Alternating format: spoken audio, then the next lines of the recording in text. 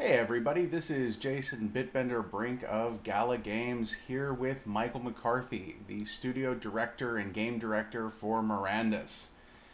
Hopefully everyone can hear us okay. We're just going to drop into Discord. We're going to be hanging out in the Mirandus discussion channel. And that's where we're going to be handling most of these questions. So if somebody could drop into Mirandus discussion and let us know how audio is. And I'm going to go ahead and post a thing saying that we're doing an AMA and announcements so everyone can be happy and come and see. It'll be a lot of fun. This is going to be a really good AMA today, I think. How you feeling today, McCarthy? Oh, I'm feeling good, dude. I am Good. feeling good. And I think this is a great.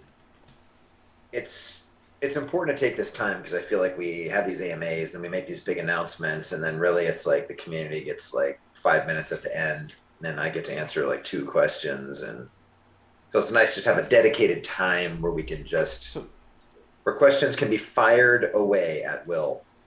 fired away. There are going to be questions fired away here. We're going to send this to And everyone and we're should going to I? publish it. And I'm sorry, Mr. Brink, should I be looking in the AMA questions? Right now, you can just be hanging out, chatting. You can definitely look in the. Well, we'll get there. We'll get there in a little bit. Okay, everyone says audio is good, and let me see. I got to put this out on socials. We are getting some viewers. Good morning, everyone. How's everyone doing today? Mirandus Master says, "Yay!" Oh, that's right. That's you, isn't it? You're I changed Mirandus my Master name. now. Everyone told me to change my name. Nice, Everyone told me to change nice. my name. I actually like having you on the side monitor because when I look over at you to talk to you, it looks like I'm looking at you. It's good. Okay, so now as you said, we've had a lot of announcements. We've had a lot of shorter AMAs where we haven't really had an opportunity to dig in fully into the mechanism.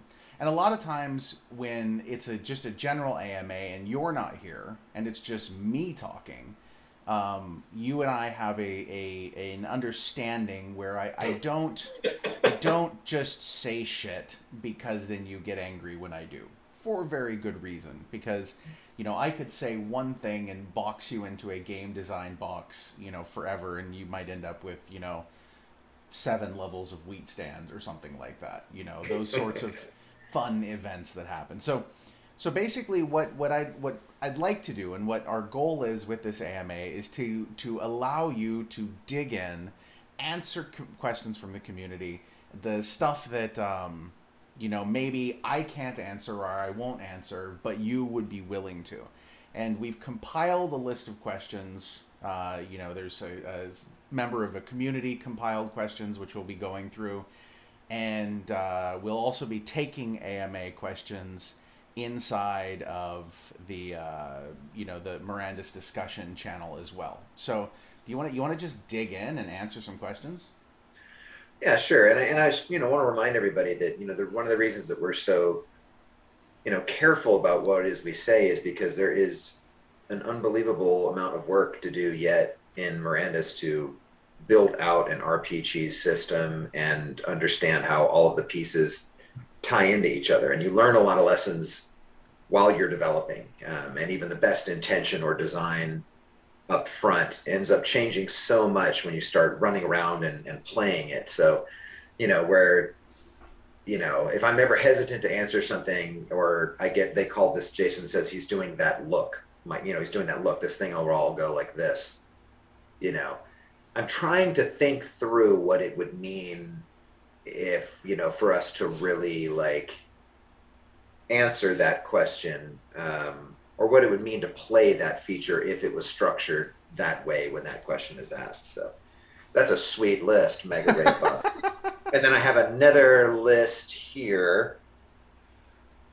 Let me just start with Mega Raid Boss list. Dude, man, you go for it.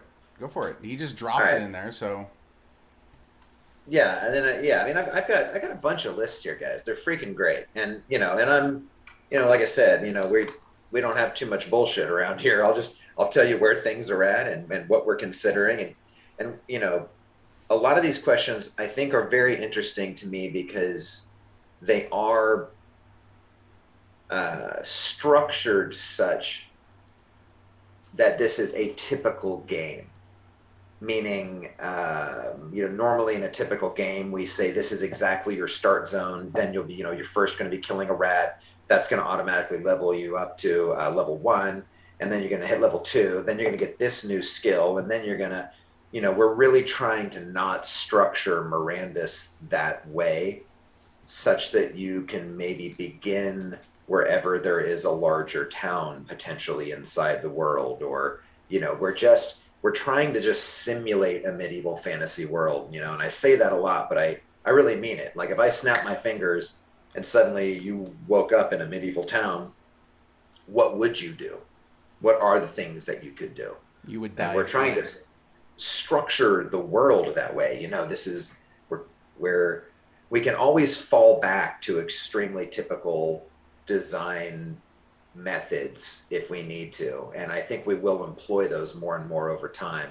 But if you start with that, then you box the entire game in to be a little bit more of a linear adventure as opposed to an exploration of the world. So we're trying to make it more of an exploration. So I got some lists, man. Let me just start ripping through some questions. um, You want to do Mega Raid bosses first, or you want to go to your list?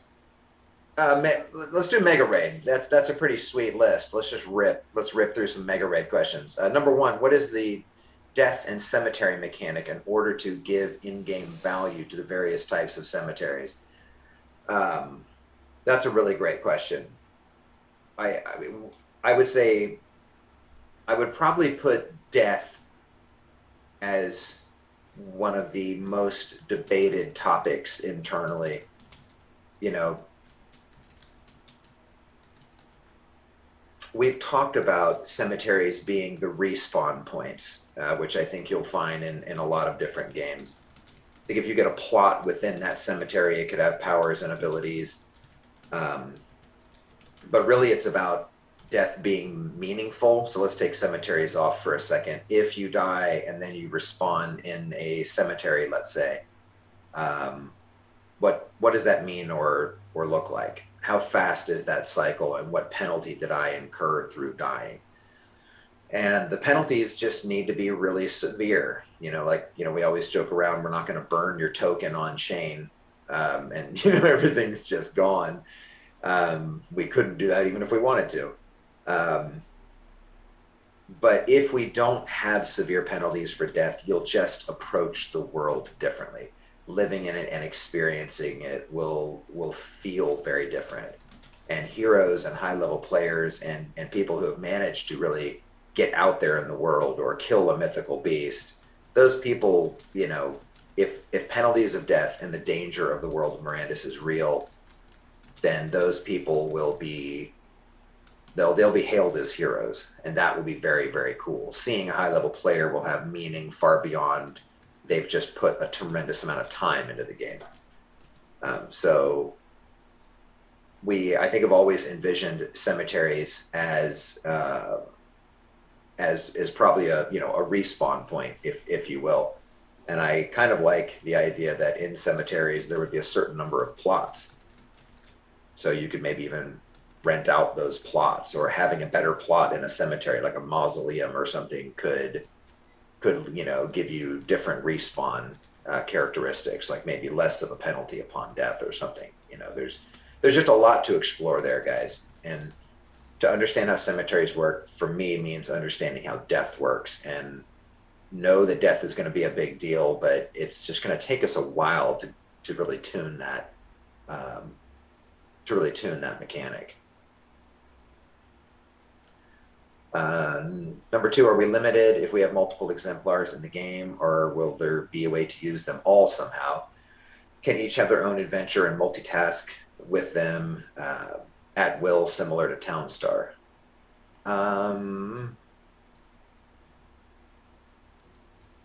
mega raid.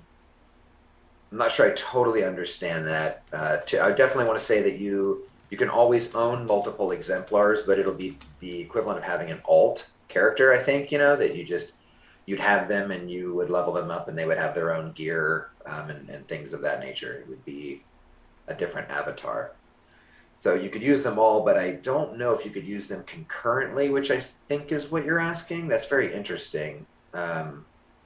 Like, could you set one to use crafting something and I then move to a different? Is that what he's asking? I think that the basic question is we've discussed the concept of being able to use exemplars in sort of a light fashion Hmm. via a mobile app or something like that. Yeah. So could you have multiple exemplars, treating them almost as not player controlled characters at that moment? That would you could own an exemplar, set them to perform a task, and then check back on it, and you could have multiple exemplars all performing different tasks. Send, three off to cut wood, two to mine stone, one to craft something. Not so crafting was the place where we thought this could come into play. Meaning, like, you could never send them off to chop wood, because then you'd send them off, you'd walk away, we would have to AI control your character as he moved through the world, and if we didn't do the perfect job of that, they could end up dead, and you'd log back in, and they'd be dead. So we couldn't. The reason that crafting was a little more safe is that it could be in town. Maybe you could start or perform a task, and this goes into craft timing. One of the things that, so like in town start, the time it takes, the effort, the energy to craft something is the collection of the goods. Then the act of crafting, and you'll find this in many games, the act of crafting something alone is extremely fast. And that's just because it's satisfying. You worked so hard to get stuff. You don't want to have a really long timer in place. Um, but we do want to play with the idea that in Mirandus maybe we could have long timers. That maybe it's because it just fictionally makes sense. If any of this stuff just ends up being totally not fun, guys, then we have to change. Then we have to change and pivot if it's just not working. But there is something that just rings true, I think, to all of our RPG ears in many ways, and fantasy ears, that if you're crafting a magic sword, it's gonna take some effort and time. Yes, you had to get all these ingredients together, but it feels kind of weird to walk up to an anvil and go bang, bang, bang, and then have a magic sword. So, you know, we might want to play with long craft times for items that are quite powerful. Um, and if you obviously you wouldn't want to sit there and stare at it while someone's banging an anvil for 8 hours, right? So I think it would make sense if you could set someone to a task like crafting, and then they could stay on that task, and you could switch to a different exemplar, like go play and run around while someone else is performing that craft. You'd certainly need to be able to log out and have them still there performing that action, so you wouldn't have to leave your computer running for 8 hours. I think Some of the questions would be, though, it's like when that craft finishes, am I in the game and who am I? It's like it's like the account holder is the difficult part of that piece, I think. It's it would certainly be easier for us if you had multiple accounts. If you have one account, what happens when that guy is done crafting and your other guy you are controlling is out walking around? And what if I have 6 exemplars all performing something? Who am I, and how, when they're all online or performing a task, how do I switch in between them? And I mean, I there'd think be that a lot of hacks and the, bad the, things that could happen if the we let you easiest just. way to do that, I think, would be to make the result of a craft essentially be end up in the inventory of the building in which it was crafted, and any of your exemplars could be permissioned to come to that building and collect said inventory. Um, That, that's, I mean, it's a very, it's, I wouldn't. I don't know if I think maybe buildings need to have permissions. So one of the questions that we got asked before is, do buildings have inventories? Yes, definitely. Um, all buildings will have inventories, and they'll have upgradable inventories in there as well, so you can hold more and better things. I think that just makes sense, right? I mean, you're going to have a chest, and you're going to get a bigger chest because that's cool. Um, what you would do, ownership of a building or a deed should be tied to your account, I would assume. That not tied to an exemplar. Correct. You would assign permissions to any exemplar that has the right to walk into that account. You would give them read write privileges essentially of that building. You can assign those out to all of your friends or two or three people. So I think if you had alts, you would just give them all read write privileges, and they could come and use that facility as they wish. I mean, I think that would make the most sense.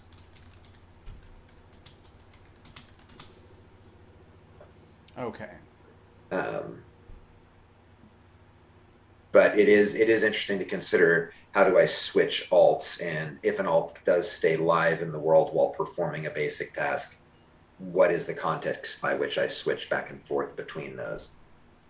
Um, like maybe you could set him to task that, and that exemplar would be automatically logged out when that task was completed. You can certainly only be consciously controlling one character at a time. Um, Do you see the bingo chart that they've made for you? oh, no.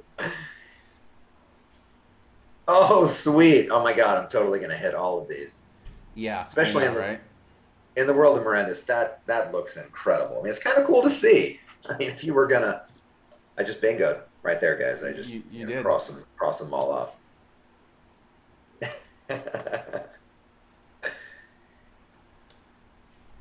Okay, let's move on. um, Let's move on to the next yeah, question moving on then. to other questions, guys, and I'm kind of like looking up here and reading the questions. So Jason, help me if there's additional context or questions that are popping up that we should Oh, forego there's this. tons of questions, but we're just let's just Is everyone okay with me going through? Is Mega Raid Boss's questions on target with a lot of what other people are wondering about? And is it okay to just keep working through this list, or should I be fielding stuff on the fly?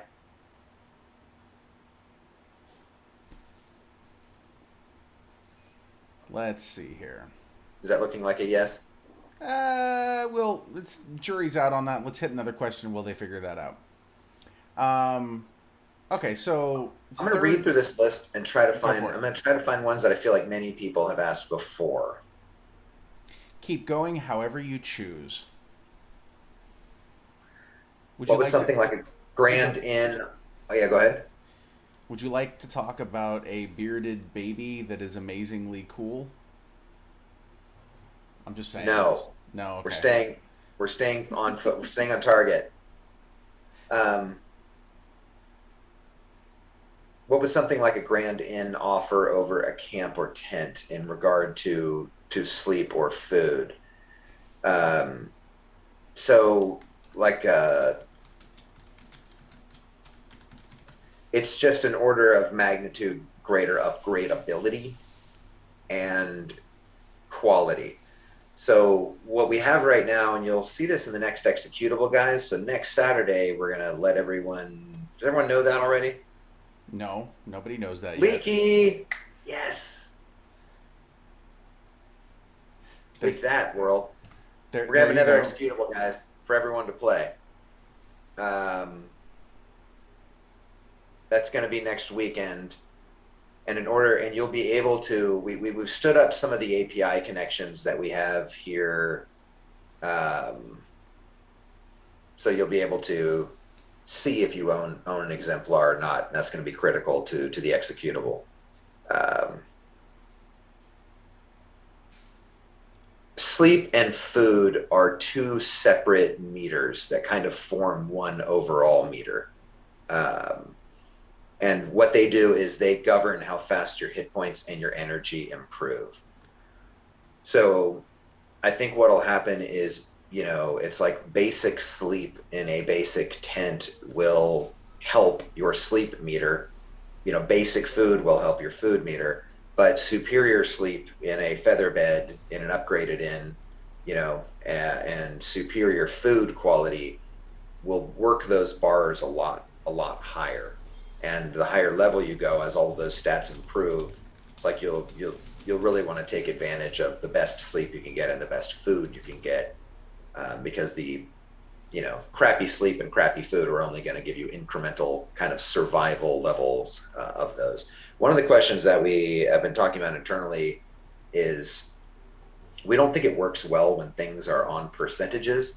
So if we take something like your energy increase, we just had this conversation the other day, your energy bar. So, how you swing a sword, how you do a craft, how you cast a spell, that's going to feel very much like other games, right? It'll increase, you'll swing a sword and it goes down. You'll swing a sword, it goes down. If you do a mega crazy attack or it's a very large craft, it's going to consume a lot of energy.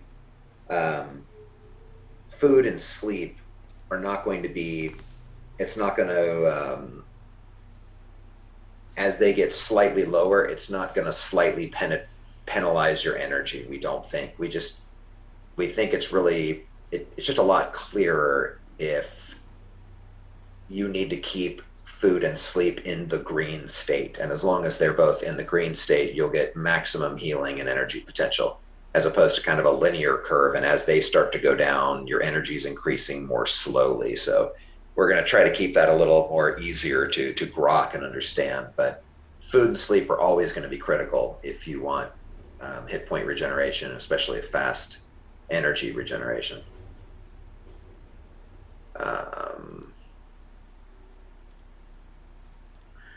How does the forge and weapon and armor shop work in between the two buildings? So one place is primarily a sales spot. So one place you're making goods, and yes, you can have some of them for sale in there, but the weapon and armor shops are completely for listing and selling goods and having display cases.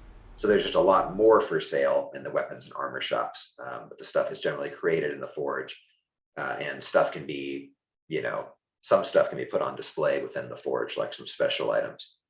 But, if you're trying to, your buddy jumps into the game and you're like, hey, man, let me get you outfitted. You're going to want to take them to a place where you can kind of get them a bunch of stuff, I think. I love it. Gotta scroll back up to that list here.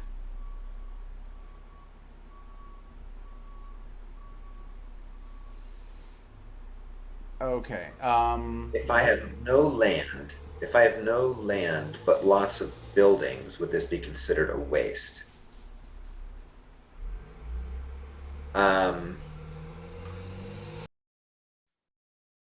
So it is possible that a deed owner will also own a lot of buildings and might choose to populate his little city with his own buildings. I could see that. We're trying not to take control away from you guys here. We're trying to just kind of set the stage and see what happens. But a deed owner is going to be incentivized to have the coolest town in the coolest location, such that, if a building owner wants to put his building there and is willing to, pay a small fee or, a fee to the deed owner to have his building there, he wants it because the deed was placed in a valuable location to certain types of players. So I think a deed owner is going to want to be having the best walls and the coolest, most beautiful decorations and city walkways and things of that nature, and have it be in a great location on the map. And then that'll entice building owners to want to place their buildings within it. Or at least that's the hopes. Long story short, it's not a waste for people to have multiple shops and things like that. They can place them in other people's deeds and gain utility in that way. Yeah, deed. Once you place a deed and there's buildings on there, moving that deed is going to need to be incredibly difficult. Like I think you're going to have all of the buildings on that land removed for you to have the right to uproot that deed. because you can't just uproot it at any time. People have put their buildings there and they're paying you, a fee to have their building there. So there would need to be some pretty big mechanism by which, like at the end of everyone's lease of that land for their building, you can say, it is my intention to move, and then therefore no new buildings can be placed there as long as you've announced that intention. But deed owners, they need to be able to move around, especially as the land of Mirandus has been discovered.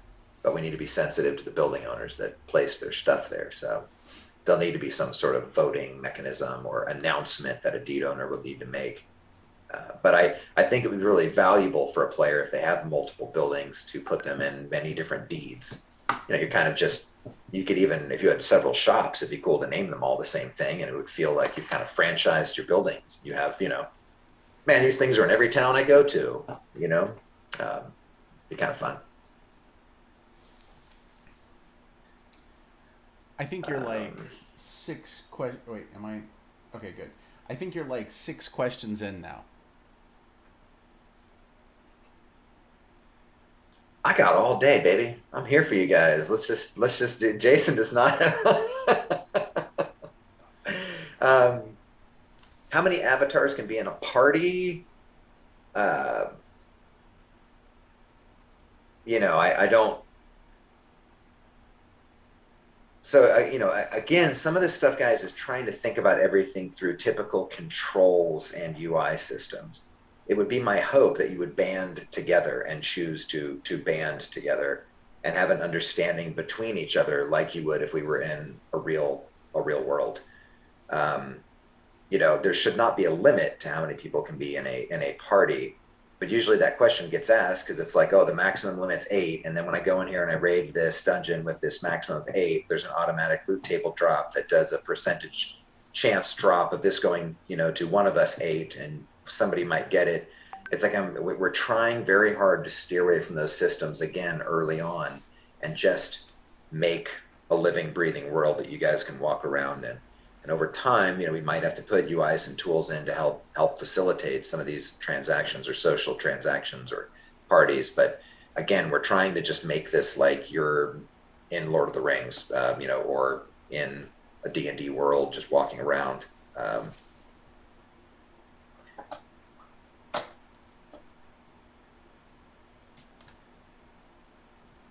Sleep comes up a lot, I feel like.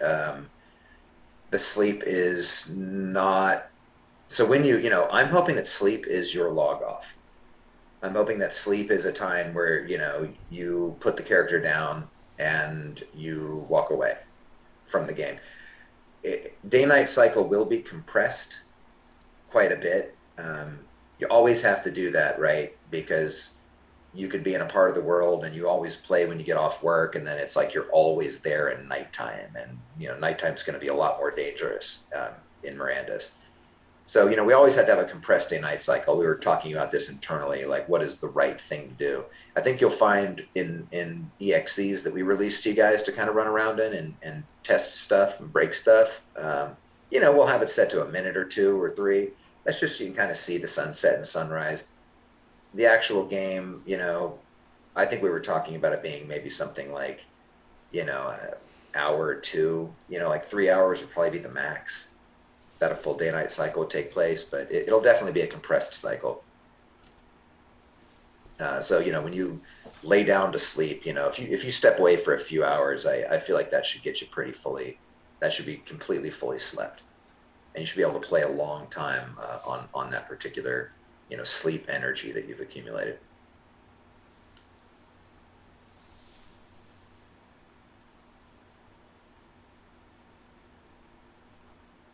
Let's scroll down and get some questions on the fly too here. Go for it, man. Is there anything I'm missing on bingo? All right. Yeah, no, there's still a few boxes here.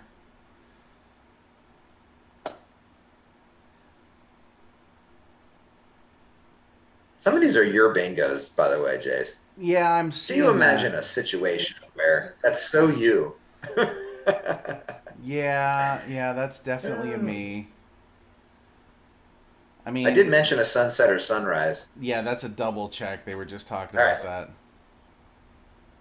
Okay. I've heard you. I'm I've trying heard to you look at the list say. here, guys. Yeah, I was gonna say. Definitely amazingly cool has been referenced.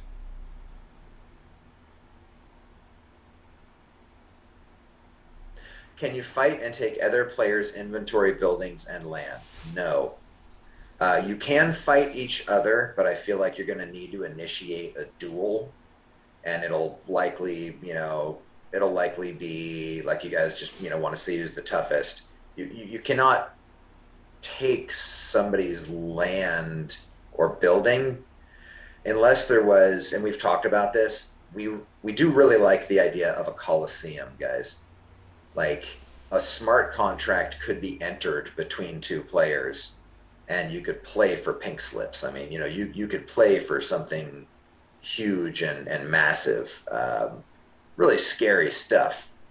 Um, but if we had a coliseum and there was two high power players in the game and they had a bunch of like cool gear and they signed a smart contract saying that if I lose this duel, my token is burned and gone for all time.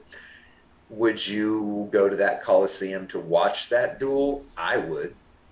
I definitely would. um, so we've talked about fun stuff like that. I mean, things you can kind of do when they're, with smart contracts. So,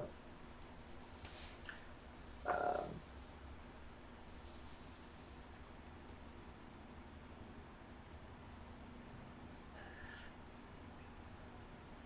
some of this is like questions you guys probably have had for a long time, and some of it we have kind of newer players too. But Curlex is asking about, will Mirandus be a game where there's a feudal system where kings rule on taxes and others?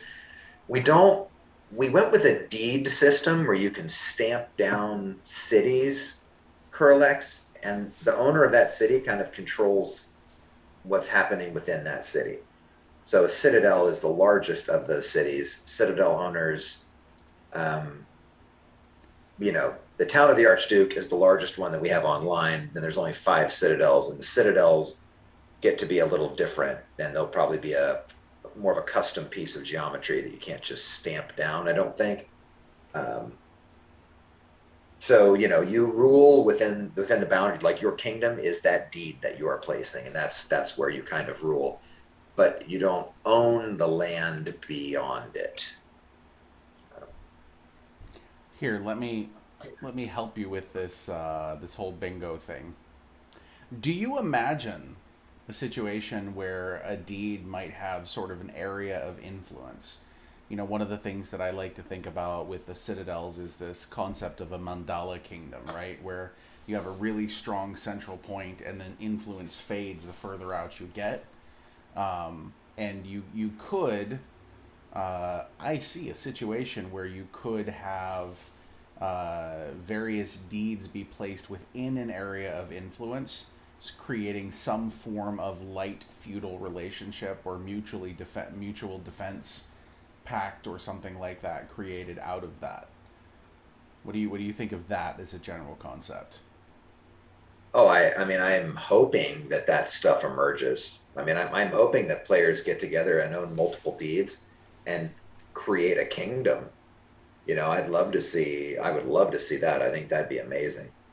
Um, as far as attacking other people in the world too, guys, I mean, we did,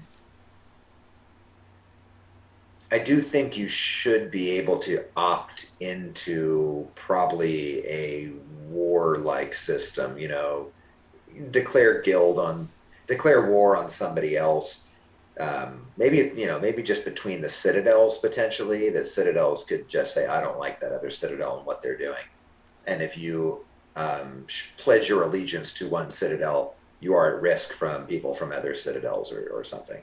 Um, here's what's always easier to say, guys, is what we don't want. What we don't want is people walking out of a town and people that are invisible hitting them with lightning bolts and killing them and taking everything. Like, you know, that wasn't fun in Ultima Online. I mean, it was fun once you got lightning bolt, but wasn't fun for new players that just got there and walked out the front door and, you know, I'd like to give a little got shout out. exploded. Oh, sorry. I'd like to give a little shout out to Fluff for that amazing background, animated background he created. Oh, that was sweet. The water, Yeah, the on the boat, yeah. that was rad. Somebody had a question I wanted to ask. Yeah, I wanted to. Answer. That's what you're doing. You're doing the answering today. I'm answering.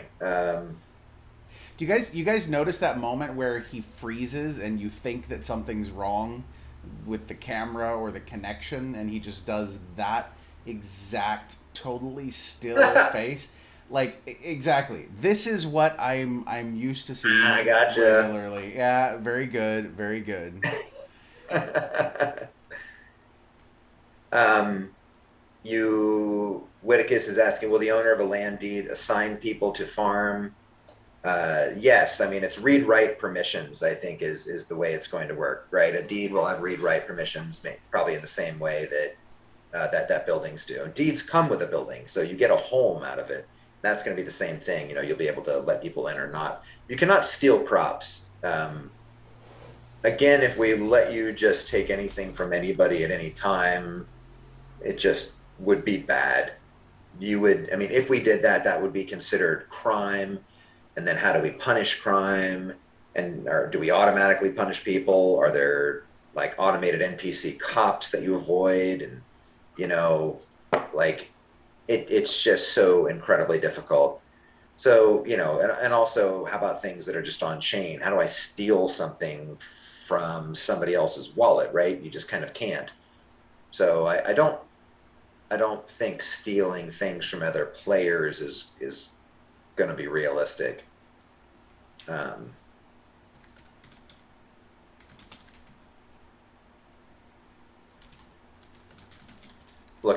Scrolling through questions, guys. Sorry.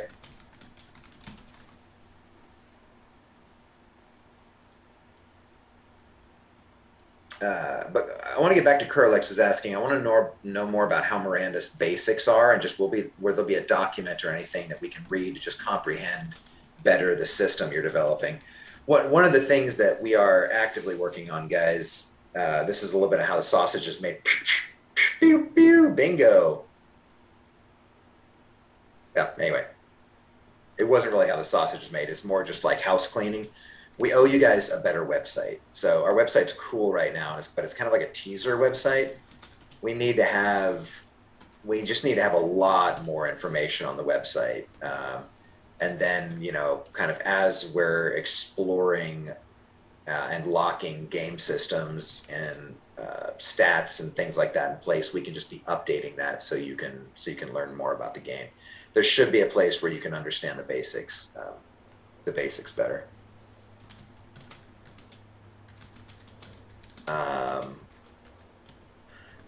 Mr. Brainer's asking, can we drop stuff to anyone in front of us or trade directly from hand to hand? This is a huge one, Mr. Brainer. And again, we're on chain here, right? So there's two kinds of goods in the game where we're thinking. There's core resources that you can collect really. I'm sorry. I'm looking at that Pepsi gif. Oh my God, I gotta scroll that off. I can't even look at that.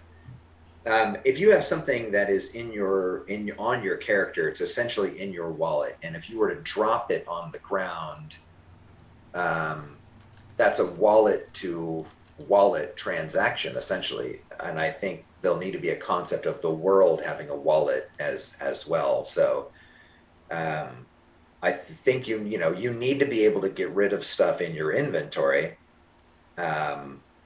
But that's going to be an on-chain transaction if it's not a basic core resource. If it's something that's been crafted and you guys would want it on-chain, then it is on-chain, it's in your wallet, and you dropping it is a wallet transaction. Trading it from hand to hand is wallet to wallet as well, right? If I'm going to give you something, then it's going to go to you. But this is really a place where we're going to, once we get some of this stuff stood up, guys, we're really going to have to engage, I think, with you guys to see if we're doing this the right way. It is my assumption that almost anything of value in the world of Mirandus, anything that you've crafted, especially that you guys would want the opportunity to have that on chain and be able to move it around at will. I kind of feel like that's why we're building all of this. But again, if it's on chain, there's a transaction there. There needs to be a transaction of some kind. So, but we talk about that a lot. Where's that line in between core resources and things you can collect quickly that just exist on the database, and when do we get to a point where it's actually on chain? And I like the crafting point. I think anything you craft likely will have value to you guys, and you want it on chain. But let me know if I'm wrong about that, because we can always push it up way higher. We can say that 75% of the goods in Mirandus are not on chain, and only a very small number of things actually are. But I think you guys would kind of want it all on chain, I'm guessing, mostly. Am I right about that? Mostly on chain. Thumbs up. Lots of thumbs up on that. Okay.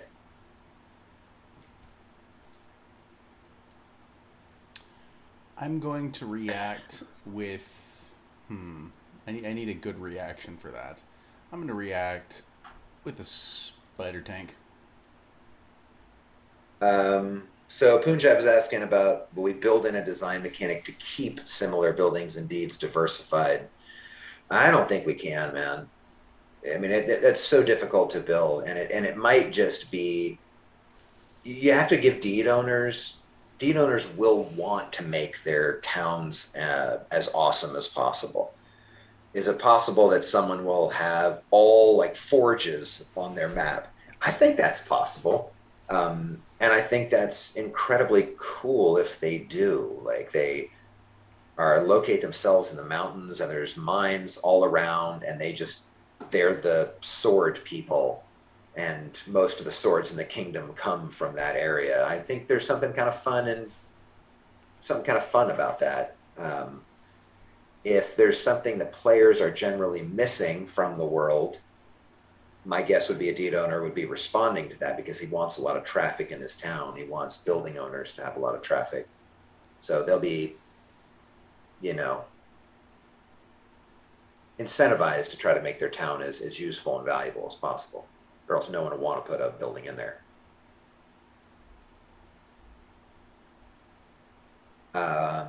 Question, a building time for activating a new deed is popping up.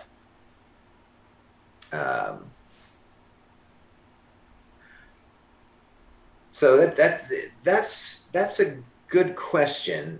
What we think we're going to do is classify all of the deeds you guys have with a general size, and then within any given zone, if you go into like, okay, I would like to place my deed, you'll be able to see all of the places that you can place that. Because there's some places where we're not going to do terrain deformation, because that's just such a nightmare. So, we'll always be building in lots of flat places for you guys to put buildings and such, or place deeds down. But for something as big as the town of Archduke in any given zone, there might only be one place that you could place something that large, maybe two if there was a lot of flat land, I think. That also depends on how large the zones are. I was originally thinking like, a kilometer by a kilometer, and then I'm looking at it and I'm like, this is way too small. And we have hired an absolute rock star new engineer, guys, that has built MMOs and architected them. And I'm getting some pretty awesome radical numbers from him. And if we can get it stood up and we can give you guys a lot larger zones and a lot more players in that zone, we're going to do it.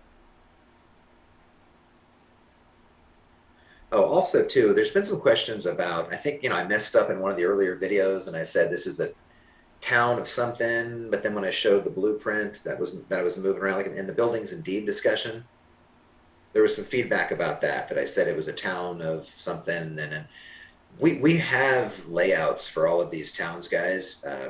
That's, and we're going to put those up on the store uh, on Gala, and we'll probably get that up there next week, early next week if we can.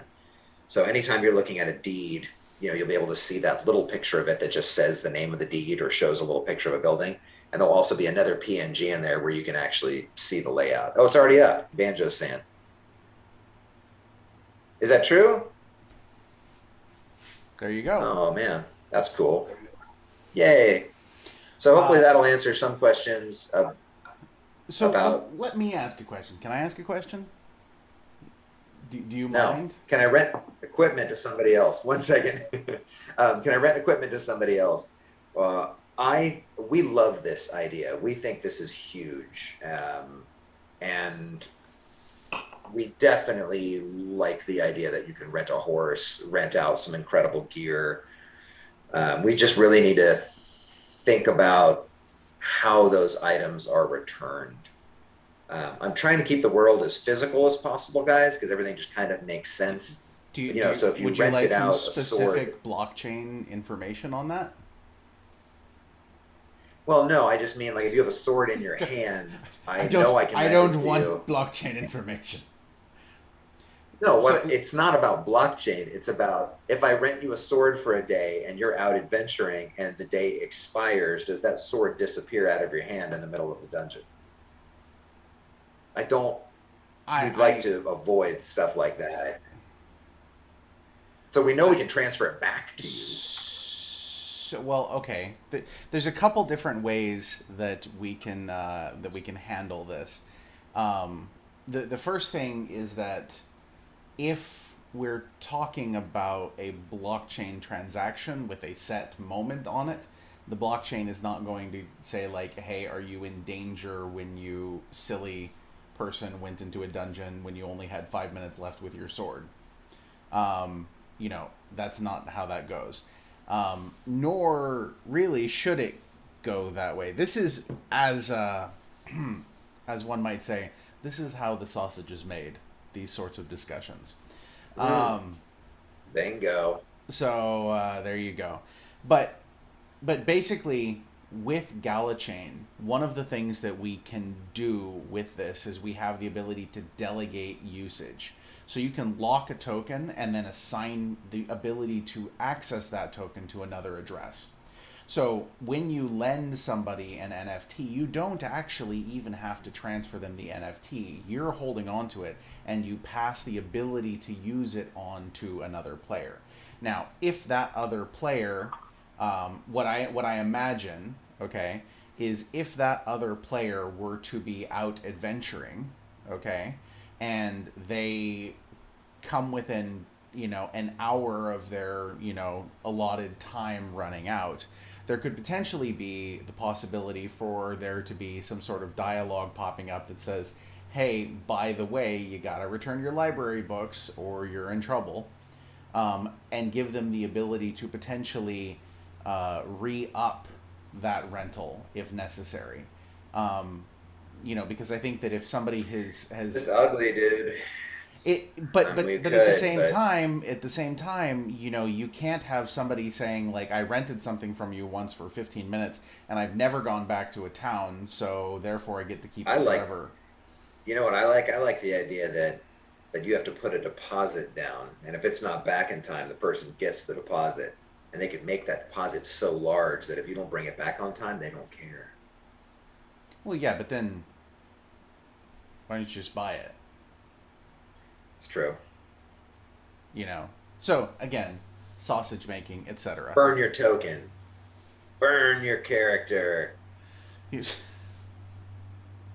a or blood pact. or It's a or blood pact of some kind. you could make it a blood pact, or you could have bounty hunters. If somebody doesn't return stuff on time, they become available for PvPing, and their stuff will get automatically, like when they die, they get rubber banded back to a cemetery. At which point in time, all of the stuff that they borrowed gets distributed back to the people that are supposed to have it. That's it. That's an I interesting. like the idea. It's an interesting way to We'll handle have to, that. yeah. So yeah, anyway, guys, we love it. We love the idea of being able to rent out stuff, and we just have to think about what that means and what it means to have it being returned on time. And again, this is one of those places where I would love to have there be something physical and fictionally rooted around it. And if it just ends up we can't, and something just needs to disappear out of your hand or your inventory, um, C'est la vie. you know, which has its own problems in itself too, right? What if I rent a horse and it has saddlebags and I've loaded the saddlebags up? Does my horse disappear and my saddlebags? Oh, My saddlebags drop to the ground, but they're so heavy that I can't carry them and they're stuck in the middle of the field. How could it drop to the contract ground? They're mine. contract killing, Lord Luck. I love it. Um, Smart So contract anyway, there's killing. obviously lots of stuff to figure out there, guys. But it is our intention to figure that stuff out.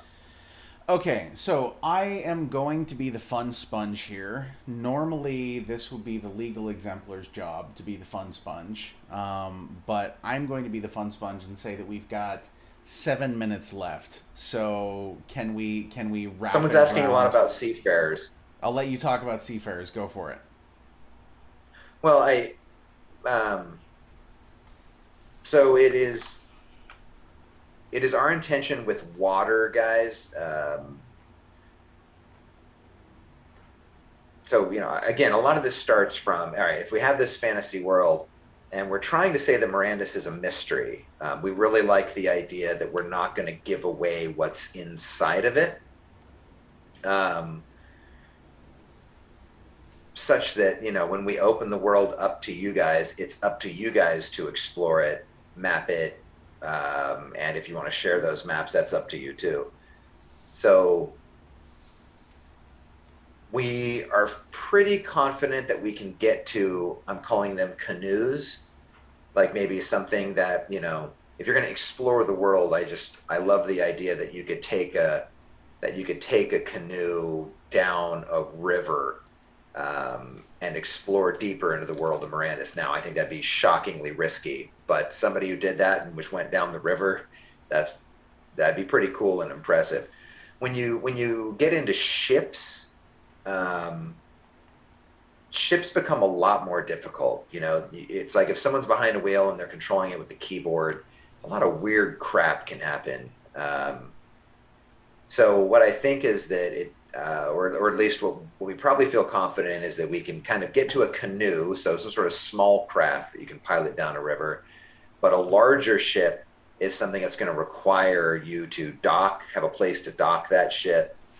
Um, and you would need to know locations probably out in the world or the ocean or the sea that you could chart to. Like if you have it on your chart, you know, you can take your large ship out there. So maybe key points and if those points are discovered or learned and you're shared that location, you could take your boat out to it. So um, that's kind of a way that we think we could probably do it, right? So like single canoes you control with your keyboard. Larger boats might need to have destinations or ports that they can go to. Um, does that make sense? They're To the asking people? if there can be a trap McCarthy for a small group AMA against his will at Galacon, and I have already said that is on the plan because that is on the plan. So, is there Oh another man, Galacon? Yes, we there got is. big, we got sweet plans for Hold, Galacon, hold on, guys. hold We on, are hold on, hold on. Wait, wait, wait. I have to get to the thing so that I can say the right thing. We can't talk about that, McCarthy. We can't talk about that yet. We have okay. to. There. Remove one, Have we please. not talked about that? We've talked about it a little bit, but we haven't given them too many details yet. And I don't want to spoil it because we have some very, very, very cool stuff coming out in relation to that. Very, very cool stuff. Wolf and All Knight wants to right. know about horses. I demand we talk about horses. Horses. Yeah, I mean, it is, you know, we've sold stables, guys. We want horses. Horses are going to be a way for you to carry more and travel farther for less energy. Oh God, no, not the two-legged horse. I can't, We I need that. can't, I can't We unsee we it. need that. That has to No. happen. Um, I, I really. So what happens, guys, is we stand up the basics of the game and get the core systems in place. And once that's feeling good, then we have a good understanding of what a zone is, and we can start to build out more zones. Someone was asking about different climates and biomes. We absolutely are planning on day and night weather and having all of the basic biomes that you would see or encounter in the world. So we want deserts and we want swamps and we want high plains and uh, you know we as designers want all of those arrows in the quiver, if you will, to make the world big and cool and lush. Exploring it with a horse is just going to make more sense, likely be safer. And what will happen is once we get these core systems stood up, we have all the biomes. There'll be teams of people, like a pod dedicated just to horses. Engineers, designers, and artists. Horses are going to be a big deal in the game. They're going to be really cool. And I'd really love it if we nailed a great breeding mechanic too. Um, I I think think it's that'd be rad. required. I think it's required. I have given you some thoughts on that in the past. I can give them to you again if necessary. But yeah, I love it. there's some really cool stuff going on. Okay, let's see. Okay, so we've got 2 minutes left. Any closing thoughts, Senor McCarthy? Um, um, um, um, um, well, I don't know. I mean, is there any big questions that you guys want answered that you there are a hole that when you're thinking about the world of Mirandus, is there just kind of a hole in your mind? Like, how is this possibly going to work? We're always, we're, oh, magic. They want to know about magic. I'll just take a nap. Don't worry about me. It's cool. Um, what is it specifically you guys want to know about magic? Like, just, are there spells? Will there be spells? Will there, like, the ability to cast spells?